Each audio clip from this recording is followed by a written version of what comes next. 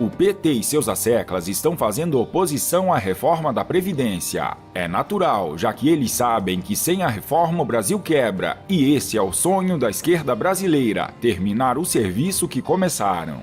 Mas se a memória do povo é curta, a internet ajuda e não perdoa.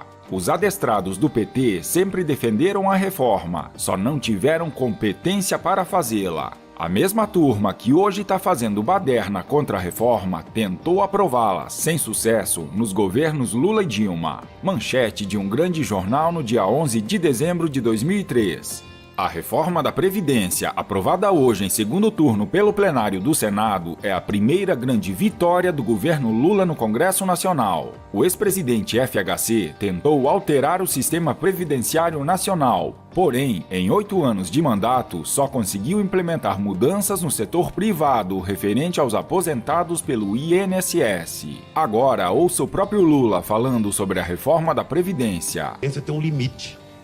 A Previdência tem uma arrecadação.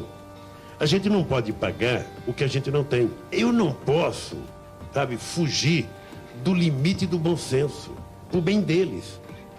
Porque se a Previdência quebrar, será mal para todos os brasileiros. Acho que a Previdência, de vez em quando, tem que ser reformada. Quando eu sei que é advogado, quando a Lei Eloy Chaves foi feita em 1923, se não me falha a memória, a gente morria com 60 anos de idade, com 50 anos de idade.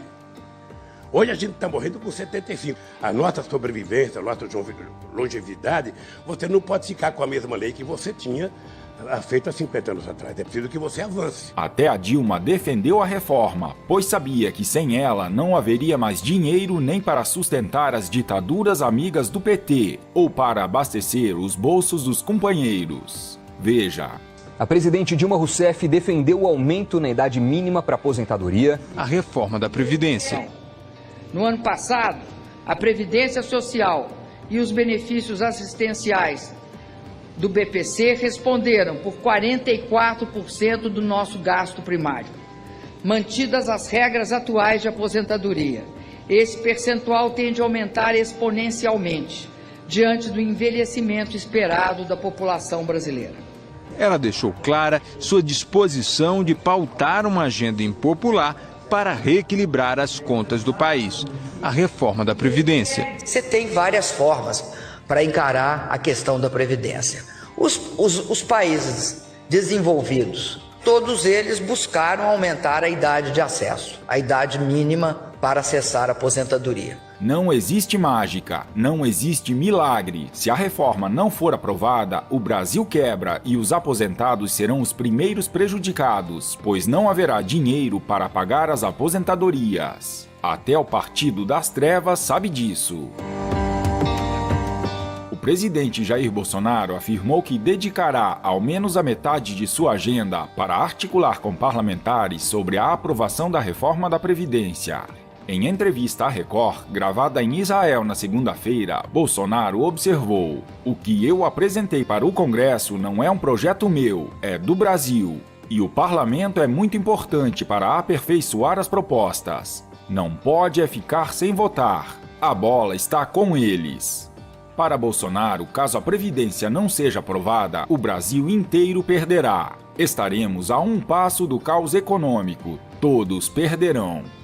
A boa notícia é que o menino birrento, após receber afagos dos inteligentíssimos ministros Sérgio Moro e Paulo Guedes em um almoço, resolveu deixar os atritos recentes com o executivo de lado e decidiu trabalhar.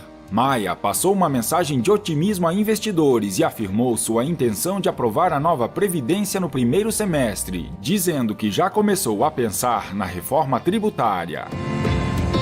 Após Previdência, o governo apresentará a reforma tributária para fazer ampla redução de impostos. O Brasil agradece. Marco Sintra, secretário especial da Receita Federal, usou seu Twitter para anunciar que o governo reduzirá os impostos assim que for aprovada a reforma da Previdência. Reforma tributária está no forno. Após a Previdência, esperem uma enxurrada de boas notícias. Ponto fundamental da reforma tributária é acabar com a tributação da folha de salários. Dezenas de milhões de desempregados terão mais oportunidades de emprego. Semana passada, antes de viajar para Israel, Bolsonaro falou sobre a possibilidade da redução de impostos para empresas. O presidente informou que o Ministério da Economia pretende, com a redução dos impostos, impulsionar a economia brasileira, nos moldes da estratégia dos Estados Unidos. O objetivo, segundo Bolsonaro, é gerar competitividade interna, empregos, barateamento do produto e competitividade também no exterior. Bolsonaro explicou que a ideia seria a troca pela cobrança de imposto de renda à pessoa jurídica sobre os dividendos. O discurso do chefe do executivo está em ressonância com as palavras ditas pelo ministro da Economia, Paulo Guedes, durante sessão na Comissão de Assuntos Econômicos do Senado. Durante a conversa com parlamentares, Guedes afirmou: "Tem que fazer uma compensação. Estamos dizendo o seguinte: vamos baixar de empresas, mas aumentar em dividendo. Isso que está sendo estudado." Nessa, temos que dar um pitaco em Paulo Guedes. Taxar dividendos significa cobrar imposto de salário líquido, que já foi tributado antes de ser pago, portanto é bitributação. Porém, vale lembrar que essa era uma proposta de todos os presidenciáveis antes das eleições, e parece que Guedes não descarta essa possibilidade. Os desembargadores Carlos Henrique Abraão e Laércio Laurelli concordam que a reforma tributária é imprescindível, vital e inadiável. Tem muitos analistas que acham que a reforma tributária deveria ser feita até antes da reforma da Previdência.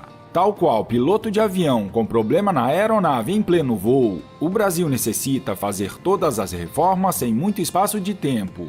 Dizem que é preciso retirar a carga do imposto de renda das empresas e, por via de regra, tributar os dividendos, como se ter lucro fosse um pecado capital.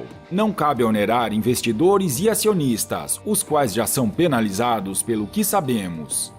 O Brasil é um dos países em que menos se pagam os lucros e juros, esses tributados na fonte em 15%, donde o que urge é uma revisão plural do modelo. Salário não é e nunca foi renda. Analogamente, o trabalhador paga alíquotas elevadas sem correção da tabela do imposto de renda, mas não consegue restituição à altura, ao passo que as empresas podem abater seus prejuízos e creditar pela cadeia de produção vários impostos. A realidade nua e crua é que a carga tributária cresceu de tal forma que somos servi-cidadãos do Estado brasileiro, todo-poderoso e onipotente, apesar de estar quebrado. Com isso, o poder aquisitivo da população, cada vez menor, faz com que a indústria se apequene, o comércio de pujança seja o eletrônico e os serviços vão perdendo fôlego pela enorme guerra fiscal.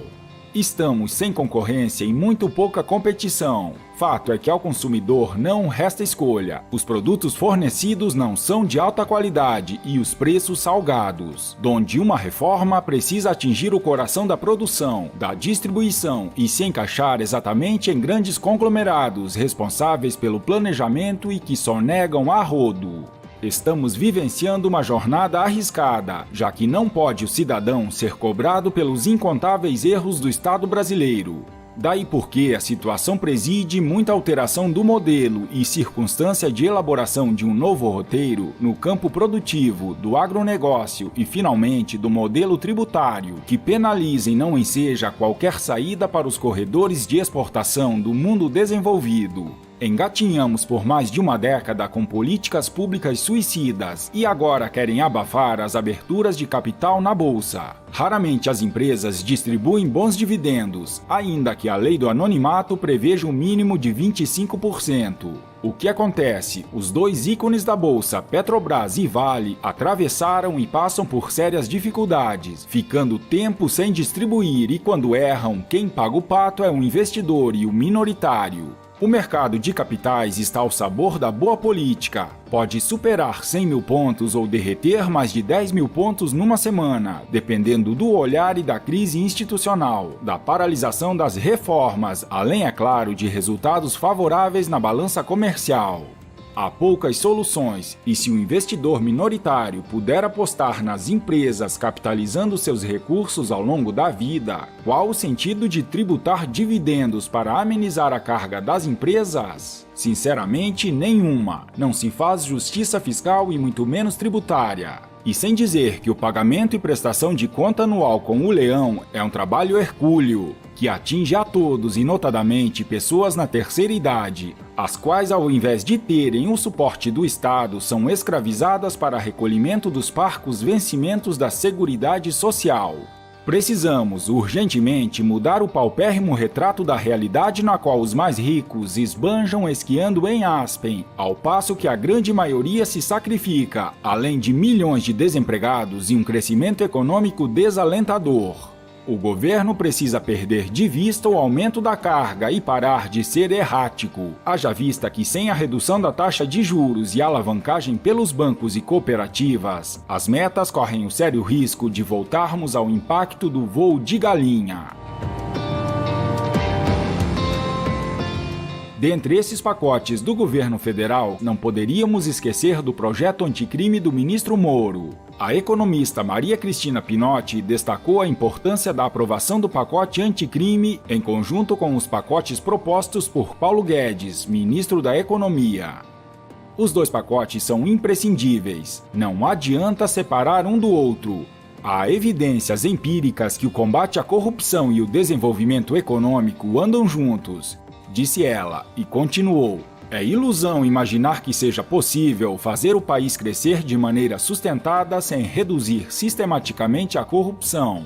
Se não fizermos isso, a economia vai continuar tendo voos de galinha até o fim da vida. Maria ainda citou o exemplo italiano, a Operação Mãos Limpas, que sofreu um processo de esquecimento geral em 1990, causado por uma descrença no poder judiciário, e como consequência teve o escalonamento da corrupção.